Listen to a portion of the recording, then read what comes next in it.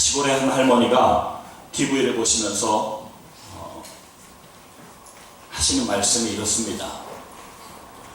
어떻게 저렇게 전선줄을 타고 그 많은 그림들이 우리 집 안방까지 들어온다냐? 집에 팩스를 설치해서 팩스에서 글이 막 나오는 것을 보고 어떻게 이렇게 많은 글들이 전기줄을 타고 책으로 우리 집에 날아온다냐? 이해를 못하겠네 하시면서 뒤에 끝에 이런 말씀하십니다. 참 좋은 세상이요. 그리고 오래 살고 볼 일이요. 얼마 전 여러분 아시겠지만 프린터기에 있는 기계로 권총을 만들어내는 세상이 되었습니다. 앞으로 스마트폰이면 모든 것을 다 할 수 있는 세상이, 지금도 그렇지만 이제 완전히 모든 것을 다 할 수 있는 세상이 온답니다. 흔히 사람들은 세상에 일어나는 이해할 수 없는 그러한 많은 일들에 대해서 별 생각하지 않고 그냥 다 받아들이면서 삽니다. 인간의 이성으로 도저히 알아낼 수 없는 그러한 모든 것 그냥 다 받아들이면서 살아갑니다. 그런데 도저히 우리가 알 수 없는 영적인 진리와 신비와 기적에 대해서는 내 이성 안에 들어오지 않으면 다 거부하는 습성이 우리 가운데 있습니다. 위대하신 하나님의 신비한 역사를 우리는 내 이성에 잡고 내 머릿속에 넣으려고 합니다.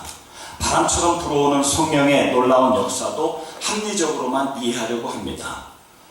오늘 본문 말씀은 그런 의미에서 믿음장, 성경마다 다 별명이 있지 않습니까? 고린도전서 12장 은사장, 13장은 사랑장, 성경에 참 별명이 있는 그러한 성경이 챕터가 있는데 오늘 히브리서 11장은 믿음장이라고 하는 그러한 별명이 있지요. 믿음장의 시작으로 유명합니다. 우리의 믿음을 점검할 수 있는 고린도후서 13장 5절에 너희는 믿음에 있는가 자꾸 점검하라 그랬거든요. 자기를 자꾸 시험해보라 그랬거든요. 그래서 오늘 이 말씀은요, 내가 정말 믿음이 있는가 리트머스 시험지 같은 말씀입니다. 점검할 수 있습니다. 점검하라고 말씀하셨기 때문에 점검해야 되는데 이 말씀으로 점검할 수 있습니다. 지난주 아시아나 착륙 사고가 샌프란에서 일어났지요. 사고 원인 규명은 어떤 분 얘기하는데 1년 넘게 걸릴 거라고 그렇게 얘기하는데 중요하지 않습니다.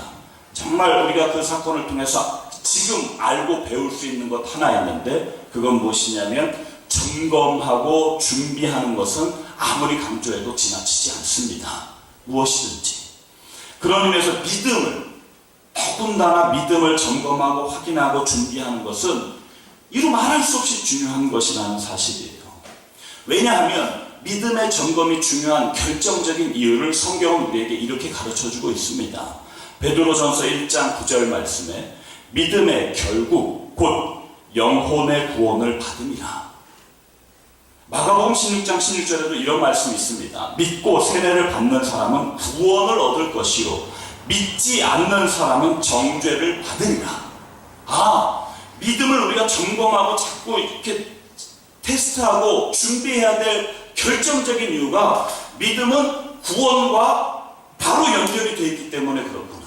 그래서 하나님께서 자꾸 믿음을 점검하라는, 믿음을 자꾸 준비하라고 우리에게 가르쳐주고 있는 겁니다.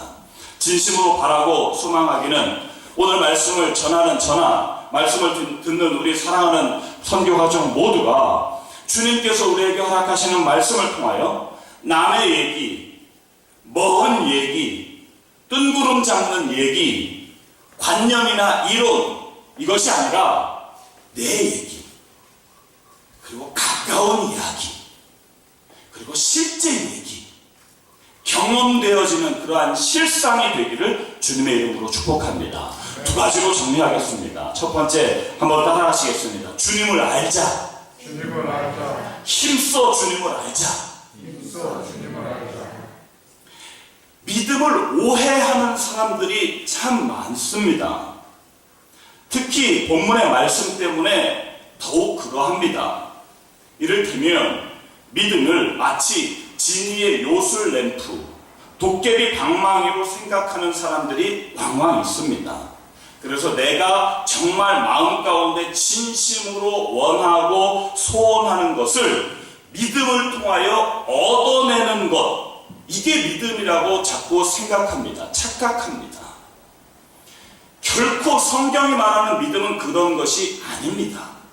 피그말리온 효과 막 생각하면 그게 나타나는 이것이 믿음이 아닙니다.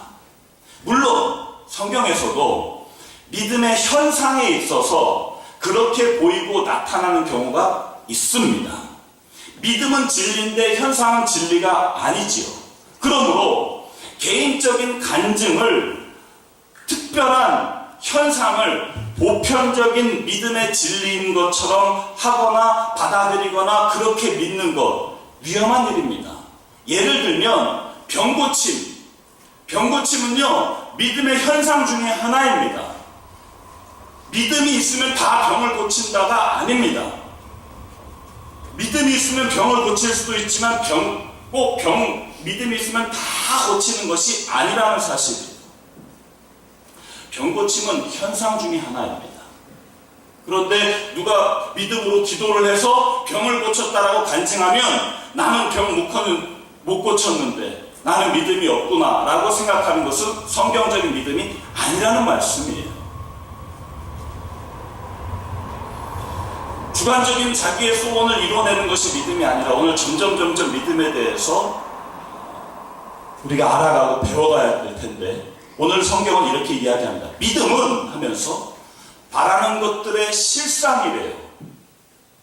실상이라는 단어를 찾아보니까 휘포스타시스라고 하는 헬라 원어로 되어 있는데 이 두 단어가 합쳐져 있는 겁니다. 휘포라고 하는 아래라고 하는 단어와 히스테미, 서게하다, 확립하다, 이런 단어가 합쳐진 건데, 그래서 아래에 서게하다, 아래에 확립하다, 문자적으로 기초, 실체, 객관적인 실체, 확증하는 것, 이러한 의미가 있어요. 이 말을 쉽게 풀이하자면 이런 겁니다. 믿음은 크리스찬이 자기의 주관적인 소원을 이루어내는 것이 아니라 객관적 실체를 경험하고 확신하는 게 믿음이라는 거예요. 객관적인 실체는 뭐냐면 바로 골로새서 1장 27절 우리의 소망이신 예수 그리스도거든요. 바라는 그 소망은 예수 그리스도입니다. 그 예수 그리스도를 확신하는 게 믿음이라는 거예요. 그 예수 그리스도를 경험하는 게 믿음이라고 오늘 성경 우리에게 가르쳐주고 있습니다. 그래서 성경은요, 믿음도 영생도 이 단어를 다 사용할 때에 주님을 아는 것이라고 성경은 반복적으로 이야기합니다. 호세아서 6장 3절 그러므로 우리가 여호와를 알자, 힘써 여호와를 알자. 그의 나타나심은 새벽빛같이 어김없나니 비와 같이 땅을 적시는 늦은 비와 같이 우리에게 임하시리라 하니라. 요한복음 17장 3절에도 이러한 말씀이 있습니다. 영생은 곧 유일하신 참 하나님과 그의 보내신 자 예수 그리스도를 아는 것입니다. 요한복음 8장 32절 진리를 알지니 진리가 너희를 자유케 하리라. 베드로후서 1장 2절 하나님과 우리 주 예수를 알므로 은혜와 평강이 너희에게 더욱 많을지어다. 여기서 계속 반복되는 안다, 구약성경이나 신약성경에 나타나는 이 안다라고 하는 단어, 기노스코, 야다라고 하는 이 단어는요 똑같은 다 의미예요. 다 경험한다는 의미입니다. 확증한다는 의미입니다. 체험한다는 의미입니다. 막연한 관념이 아닙니다. 허상이 아닙니다. 실제로 경험하고 실제로 내가 체험하는 것, 이게 바로 안다라고 하는 뜻이에요. 그게 바로 믿음으로 가는 길이지요. 그러니까 내가 실제로 나의 하나님의 말씀이건 뭐건 간에 그 믿음에서 내가 실제로 경험하고 내 것이 되는 것, 이게 믿음이라고 성경은. 그래서 예수님이 이런 분이구나, 그 객관적 실체를 확증하는 게 믿음이라는 사실입니다. 주님을 실제로 경험하는 것이, 그리고 아는 것, 영생이고 믿음이라고 말씀을 들었는데, 그러면 우리가 그렇게 예수님을 경험하고 알고 그 믿음을 갖는 것, 그 주님을 어떻게 우리가 경험할 수 있는가? 어떻게 우리가 주님을 알 수 있는가? 지혜자를 통해서 우리에게 주시는 말씀이 있습니다. 잠언 2장 1절부터 말씀해 보면 우리가 주님을 알게 되는 거예요. 알게 된다라고 표현하는데 이렇게 말씀합니다. 내 아들아, 네가 만일 나의 말을 받으며 나의 계명을 내게 간직하며 내 귀를 지혜에 기울이며 네 마음을 명철에 두며 지식을 불러 구하며 명철을 얻으려고 소리를 높이며 은을 구하는 것 같이 그것을 구하며 감추인 보배를 찾는 것 같이 그것을 찾으면 여호와 경외하기를 깨달으며 하나님을 알게 되리니. 하나님을 어떻게 우리가 경험하고 하나님을 어떻게 알게 되냐면요, 그 하나님을 감추인 보배 찾는 것처럼 자꾸 이렇게 찾으라는 거예요. 은을 구하는 것 같이 구하라는 겁니다. 그래서 주님을 알지 못하는 이유가, 그 말씀을 뒤집어 생각하면, 우리가 하나님을 좀 은을 구하는 것처럼, 감추인 보배를 찾는 것처럼 찾지 않고 구하지 않는구나 라고 하는 사실을 우리가 알 수 있을 뿐더러, 그것을 성경은 구체적으로 이렇게 호세아 선지자를 통해서 알려주고 있습니다. 호세아서 5장 4절에 그들의 행위가 그들로 자기 하나님에게 들어가지 못하게 하나니 이는 음란한 마음이 그 속에 있어 여호와를 알지 못하는 까닭이라. 하나님, 음란한 마음이라는 것은 단순히 이성을 막 이렇게 탐하고 이러한 차원의 것을 이야기하는 것이 아닙니다. 여기서 말하는 음란한 마음은 하나님 이외에 다른 것을 자꾸 마음에 두고요, 하나님을 믿는 것에 방해되는 모든 것을 여전히 붙잡고 있는 것, 이것 때문에 하나님을 경험하지 못하는 거예요. 하나님을 경험하지 못한다는 건 하나님을 100% 믿지 못한다는 사실 아니겠습니까? 이런 거예요. 말로는 우리가, 저도 그렇고 우리 선교가족 모두 그렇지 않습니까? 하나님은 좋으신 분입니다. 하나님은 우리를 사랑하십니다. 하나님을 믿으면 하나님께서 우리의 삶을 이끄십니다. 할렐루야 이러면서 믿음을 막 이야기하면 모두 다 그 하나님 믿어야 된다라고 이야기하죠. 그런데 막상 그 하나님을 실제로 경험을 하지 못해요. 왜냐하면 안 믿기 때문에. 예를 들면 이런 거예요. 어떤 변호사가 있는데 이 변호사 정말 유능합니다. 여태까지 재판에서 한 번 빼고 다 성공한, 승리한 사람이에요. 이 사람에게 사건을 맡기면 뭐든지 다 해결됩니다. 정말 유능한 사람이에요. 근데 나에게 사건이 터졌어요. 누가 그 사람에게 맡기라고 얘기합니다. 근데 난 안 맡겨. 다른 사람에게 유능하다고 막 이야기하고 대단한 사람이라고 이야기하고 나는 안 맡겨요.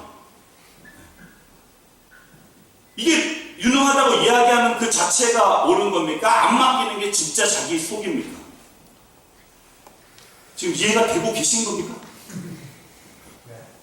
하나님에게 대해서 똑같다니까요. 하나님을 우리가 믿고요, 하나님을 경험하는 것이 이렇다라고 이야기하는데 실제로 그렇게 되지 못하는 게 자꾸 다른 것, 음란한 마음. 요한일서 3장 6절에는 구체적으로 또 이렇게 이야기해요. 그 안에 거하는 자마다 범죄하지 아니하나니 범죄하는 자마다 그를 보지도 못하였고 그를 알지도 못하였느니라.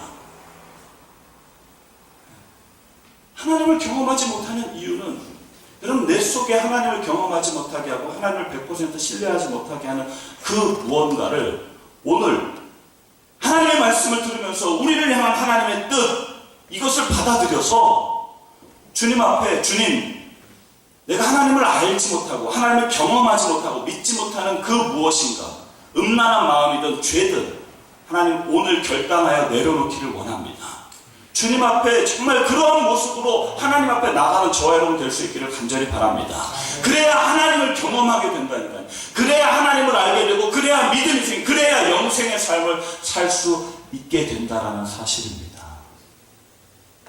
사모하는 영혼을 만족해 하시며 줄인 영혼에게 좋은 것으로 채우시는 그 주님, 지혜자의 말씀대로 행하여 주님을 실제 경험하고 아는, 정말 하나님을 경험하고 자꾸 알아가는 우리 선교 가족 호두 되시기를 주님의 이름으로 축복합니다. 두 번째 같이 따라 하시겠습니다. 실상인가 허상인가? 실상인가 허상인가? 여러분, 이 땅의 삶이 실상일까요? 허상일까요? 어떻게 생각하세요? 그런 생각 해보셨나요? 지금 우리가 이 땅에 사는 이 땅의 삶이 이게 실상일까요? 허상일까요? 뭔 소리요? 그런 얼굴 표정하신 분들이 한 3분 정도 계신 것 같아요. 네. 여러분, 그런 말 안 들어보셨습니까? 꿈과 같은 인생이다. 꿈 같은 인생. 여러분, 그런 많은 사람들이, 철학자들이나 많은 사람들이 생각해 보니까, 이게 실상, 이 땅의 삶이 이게 실상이 아니고 그냥 잠시 꿈꾸고 언제가 꿈을 깨는 날이 올 것 같은 그러한 이 생각과 이 공부를 많이 하다 보니까 그런 얘기를 막 하는 거거든요. 근데 성경이 그걸 이야기하고 있어요. 잠시 사는 80평생, 인생이 70이고 강강하면 80이라고 했는데, 하나님께서 허락하신 이 땅의 삶, 이게 꿈이라니까요. 잠시 후에 깰 날이 온다니까요. 이 꿈을 깨면 그때부터는 이제 끝나지 않습니다. 그냥 영원한 삶이 시작됩니다. 잠시 꿈 꾸는 거예요, 지금요. 근데 이 꿈에 나의 모든 것을 걸고 꿈에 집착하고, 여러분, 세상에 그런 사람이 어디 있습니까? 그런 사람이 없다라고 이야기하면서 하나님을 믿는다라고 하는 우리는 어쩌면 이렇게 꿈에 자꾸 집착을 하는지, 꿈에 자꾸 마음을 두는지. A.W. 토저 목사님이 쓰신 능력이라는 책에 이러한 내용이 있습니다.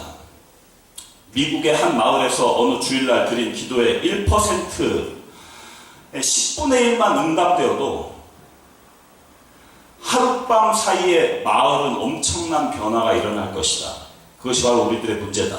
우리는 하루에도 수만 마디의 말을 쏟아내지만 그 기도들이 응답되는지 그렇지 않은지는 그리 중요하게 생각하지 않는다.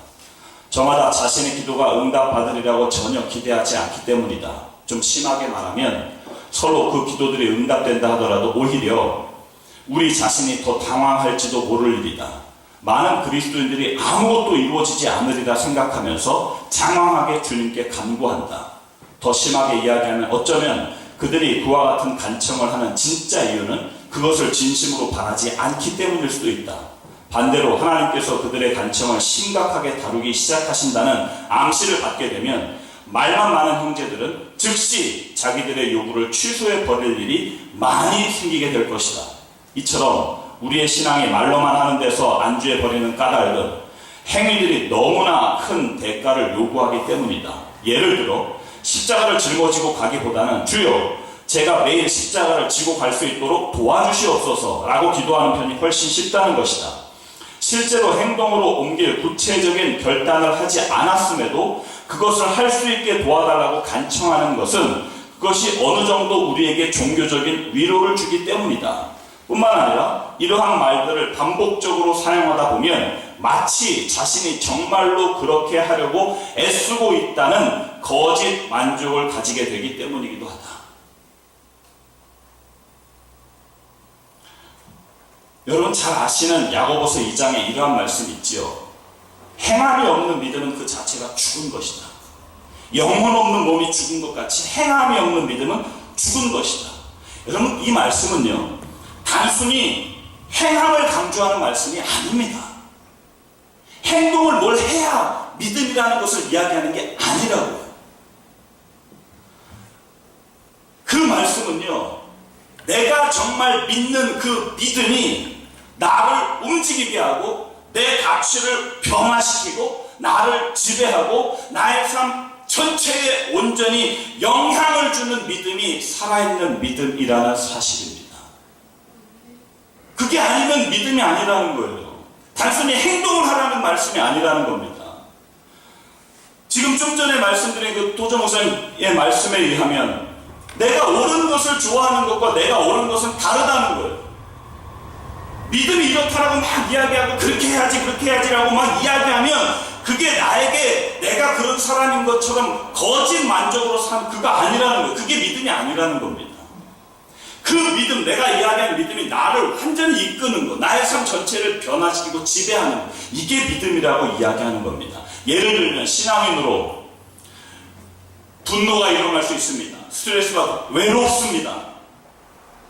그런데 이렇게 분노가 일어나고 외롭고 막 이럴 때에 속으로 삭히거나 사람을 만나서 수다를 떨거나 술을 마시거나 기타 약물 같은 거에 의존하여 자기의 감정을 다스리는 것, 이러한 사람이 있다고 치고요.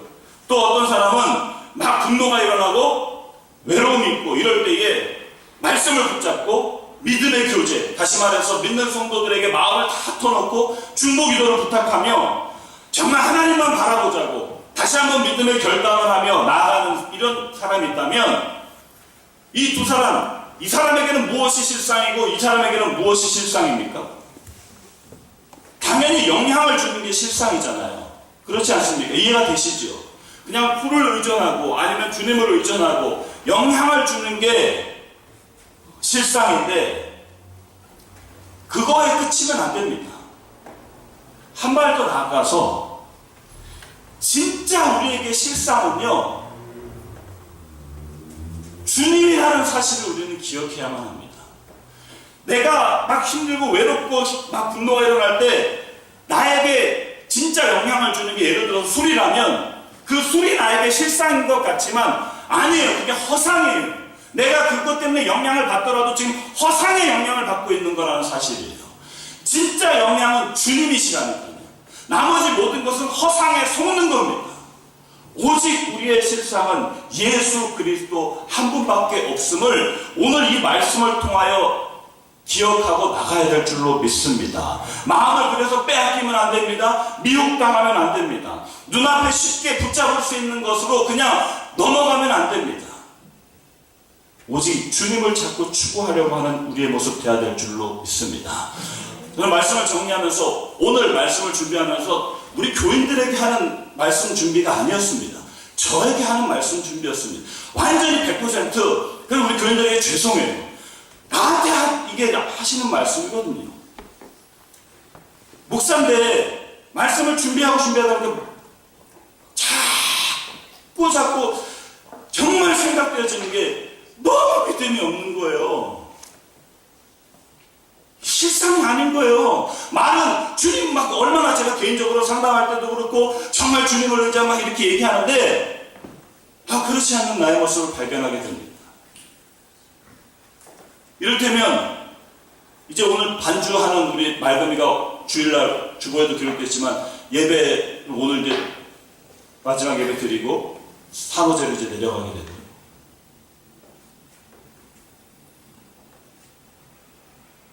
반주자가 없으면 어떤 분 큰일 났다.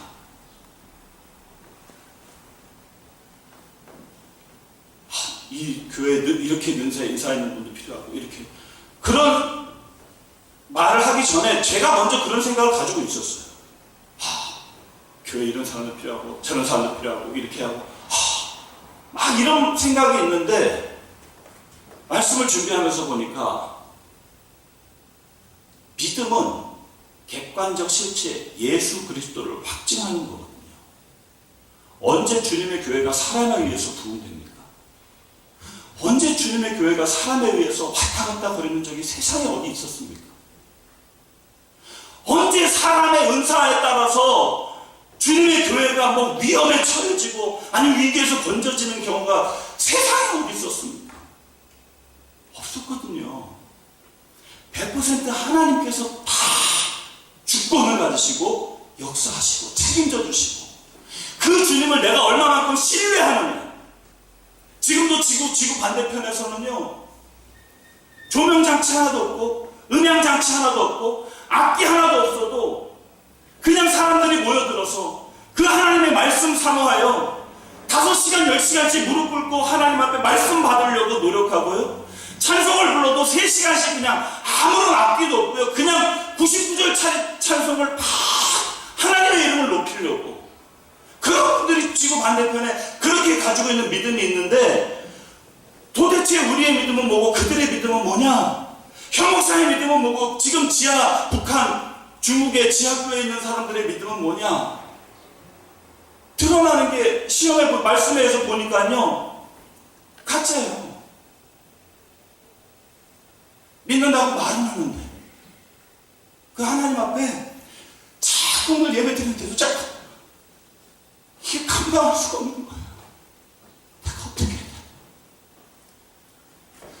하나님 왜 나 같은 사람을 자꾸 목사를 찍으셔서 하나님 이렇게 하셨나요?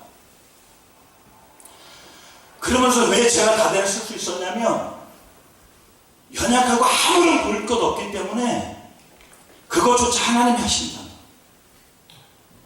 그것조차 하나님.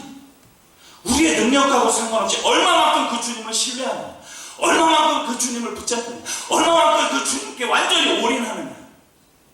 바라기는 단 한 사람이라도 우리 선교 가족 중에 누구든지 주님 앞에 온전히 헌신하고 올인하고 붙잡는 사람이 있다면 분명히 이 교회를 통하여 하나님께서 믿음의 역사를 일으키실 겁니다. 놀라운 부흥의 역사를 일으키실 겁니다. 부흥의 역사는 다른 게 아니라 숫자가 많아지는 게 아닙니다. 진짜 예수님 때문에 목숨을 걸 수 있는 그런 놀라운 축복교회, 순교할 수 있는 그러한 믿음의 역사가 일어나게 될 줄로 믿습니다. 이 은혜가 우리 모두에게 임하게 되기를 주님의 이름으로 축복합니다. 기도하시겠습니다.